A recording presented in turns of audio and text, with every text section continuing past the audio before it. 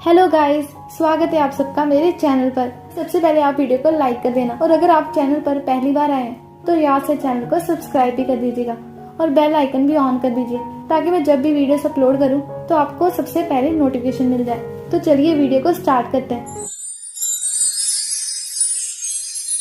तो अब तक हमने देखा कि कांग और मिस चा फर्स्ट विक्टिम कांगजू के बॉयफ्रेंड के घर जाते हैं, जहां पर एक आदमी इन्हें देख लेता है और इन दोनों पर अटैक कर देता है और एक लेडी मिस चा के सर पर डंडा मार के उसे बेहोश कर देती है और ये आदमी कांग को चाकू मार देता है और इसके बाद वो मिस चा को उठाकर अपनी कार में बिठा लेता है, पर कांग कुछ नहीं कर पाता। ये आदमी कांगजू के बॉयफ्रेंड का छोटा भाई है जिसका नाम है जायसिक और ये लड़की जायसिक की गर्लफ्रेंड है। जायसिक अपनी गर्लफ्रेंड से कहता है कि चलो हमें जल्दी से दूसरा जगह पहुंचना है। ली ह्यून के घर पर जून हो ली ह्यून के खाने की तारीफ करता है कि तुम हमेशा ही बहुत टेस्टी खाना बनाते हो। ली ह्यून लॉय जंग से कहता है कि मुझे पता चला है कि इल्जू का केस तुम संभाल रहे हो और मैं तो बस वहाँ बॉडीज को गायब करने वाले किलर का पता करने गया था और तब मैंने इल्जू को अरेस्ट किया। दूसरी तरफ कांग सनवू को कॉल करता है और उसे बस यही कहता है कि तुम्हें मिस चा को ढूंढना होगा, पर अपना एड्रेस बताने से पहले ही कांग बेहोश हो जाता है। सनवू और जिमी कांग के फोन को ट्रेस करके उसकी लोकेशन पर पहुंचते हैं और उन्हें वहां कांग मिल जाता है जो अभी जिंदा था,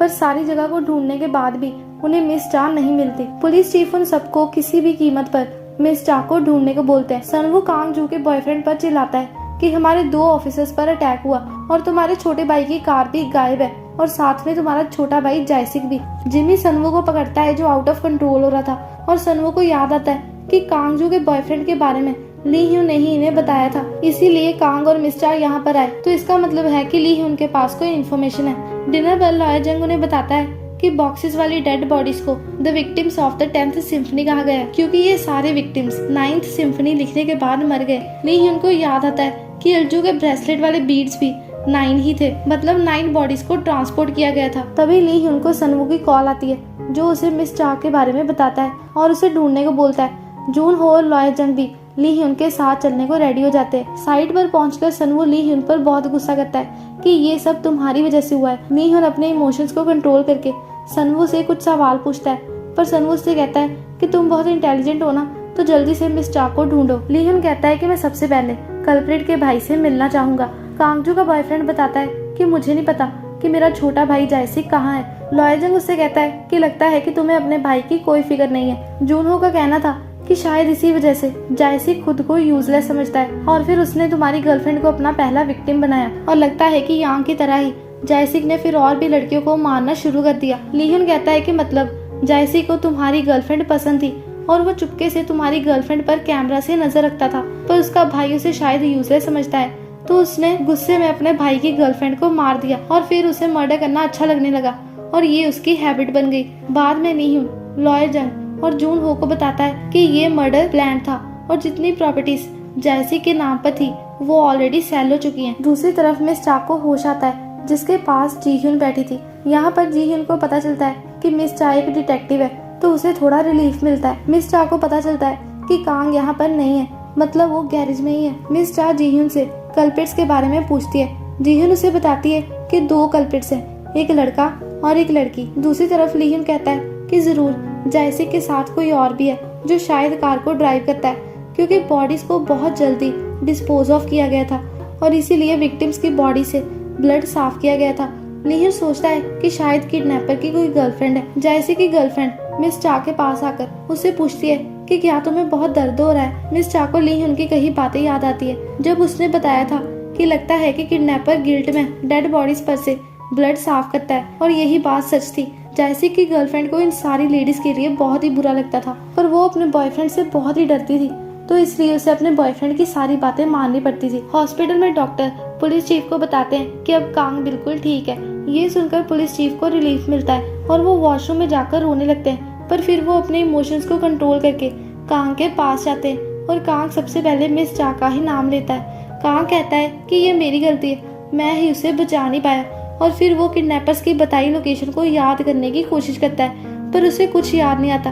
तो वो डॉक्टर से कहता है कि आप मुझे इलेक्ट्रिक शॉक दो या फिर जो मर्जी करो पर मेरी मेमोरी वापस ले आओ क्योंकि उसी जगह पर मिस चा है। दूसरी तरफ मिस चा जी ह्यून से कहती है कि तुम बस ऐसे प्रिटेंड करो जैसे तुम किडनैपर्स की ही साइड हो और उनके सामने डरना भी मत, ऐसे वो कंफ्यूज हो जाएंगे और शायद हमारे जिंदा रहने के चांसेस भी बढ़ जाएं। और मन में मिस चा ली ह्यून से पूछती है कि क्या मैं ठीक कर रही हूँ ली ह्यून।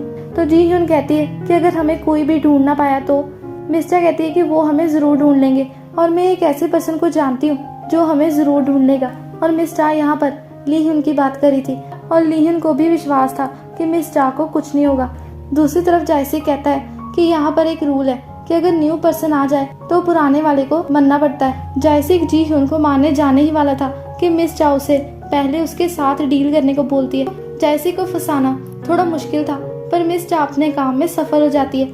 जोई ली ह्यून को बताता है कि जैसे की गर्लफ्रेंड की प्रॉपर्टी का पता चल गया है जो उसी रोड के आसपास है और ये एरिया बहुत ही बड़ा है। पर ली ह्यून जल्दी से उसी तरफ जाता है मिस चा को ढूंढने के लिए।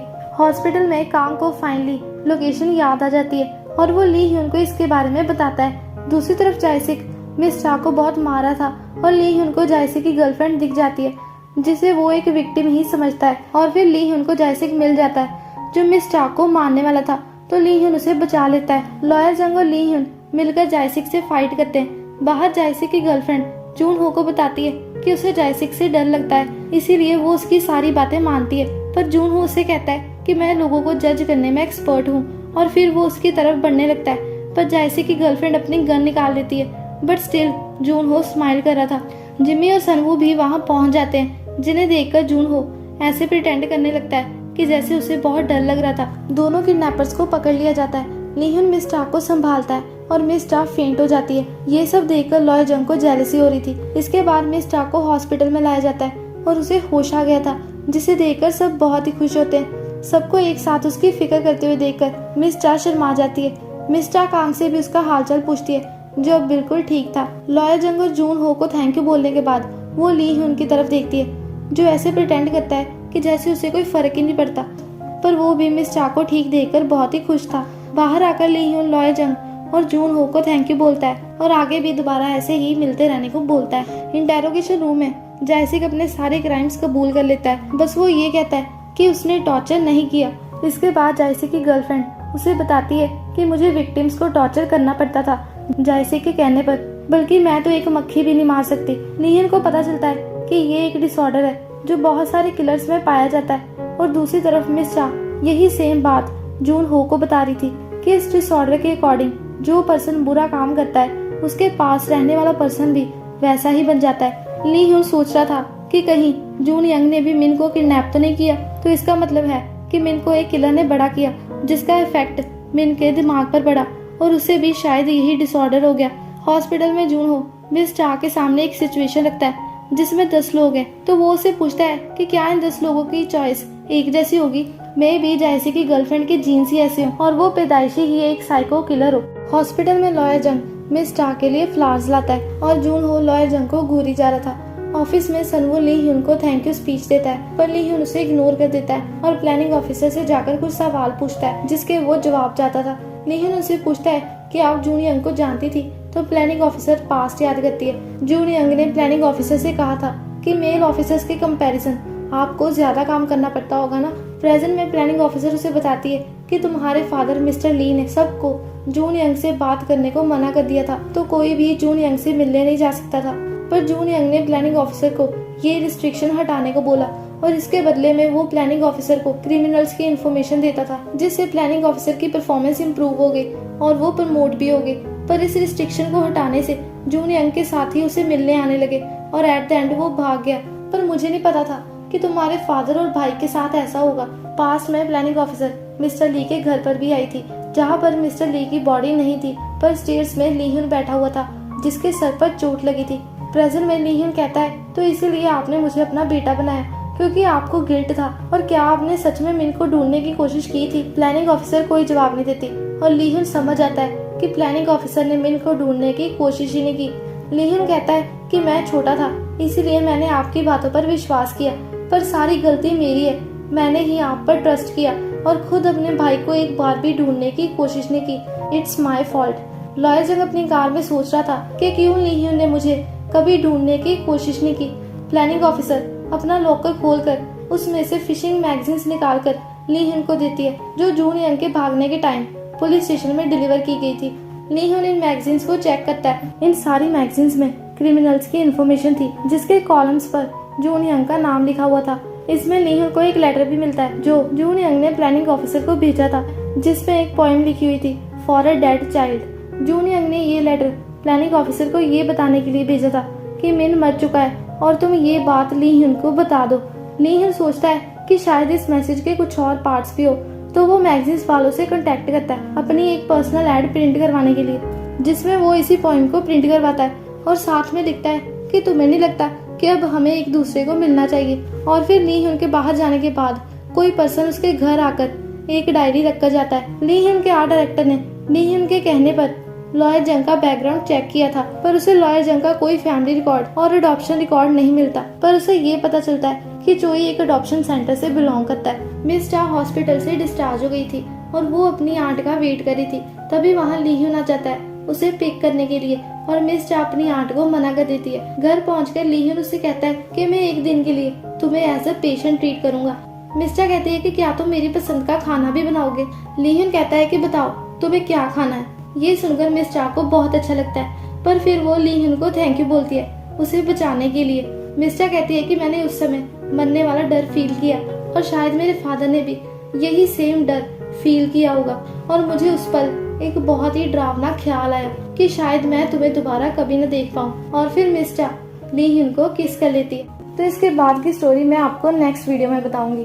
तो मिलते हैं नेक्स्ट वीडियो में। Bye bye, see you again. Out of your mouth, you